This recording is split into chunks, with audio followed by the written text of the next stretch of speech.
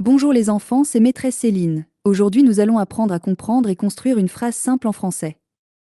C'est une notion très importante car toutes les phrases que nous écrivons ou que nous parlons reposent sur la même base. Une phrase simple est une phrase organisée autour de trois éléments essentiels, le sujet, le verbe et le complément. Commençons par le sujet. Le sujet est la personne, l'animal ou la chose qui fait l'action dans la phrase. Il répond à la question « Qui est-ce qui fait l'action ?» Le sujet est indispensable car il indique de qui ou de quoi on parle.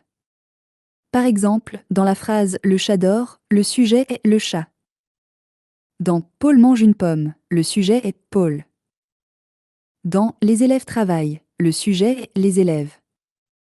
Le sujet peut être un nom, un groupe de mots ou même un pronom comme il ou elle. Sans sujet, la phrase n'a pas de sens clair, car on ne sait pas qui fait l'action. Passons maintenant au verbe. Le verbe est l'action dans la phrase. Il indique ce que fait le sujet. On peut le repérer en se demandant « Que fait le sujet ?» Par exemple, dans « Le chat dort », le verbe est « dort ». Dans « Paul mange une pomme », le verbe est « mange ». Dans « Les élèves travaillent », le verbe est « travaille ». Le verbe est très important car sans lui, il n'y a pas de phrase. Il donne le sens principal de l'action. Il peut exprimer une action comme manger, courir, écrire, mais aussi un état comme être, sembler ou paraître. Ensuite, il y a le complément. Le complément sert à donner des informations supplémentaires sur la phrase. Il permet de préciser l'action, d'ajouter des détails ou de rendre la phrase plus complète et plus précise. On peut le trouver en posant plusieurs questions comme quoi, où, quand ou comment. Par exemple, dans la phrase « Paul mange une pomme », le complément est « une pomme » et il répond à la question quoi.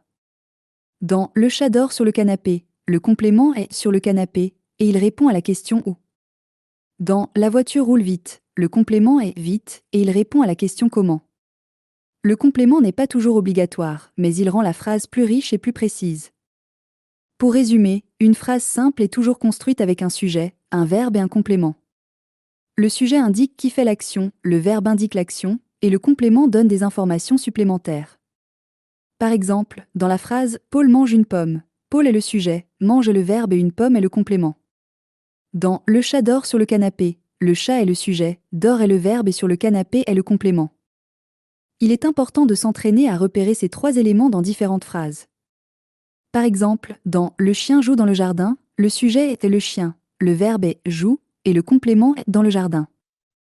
Je vous donne un autre exemple. Dans la phrase « Les enfants regardent un film », le sujet est « les enfants », le verbe est « regarde » et le complément est « un film ». Plus on s'exerce, plus il devient facile de comprendre la structure des phrases. En conclusion, savoir identifier le sujet, le verbe et le complément permet de mieux comprendre le français et de mieux écrire. C'est la base de toutes les phrases simples et une étape essentielle pour progresser en grammaire.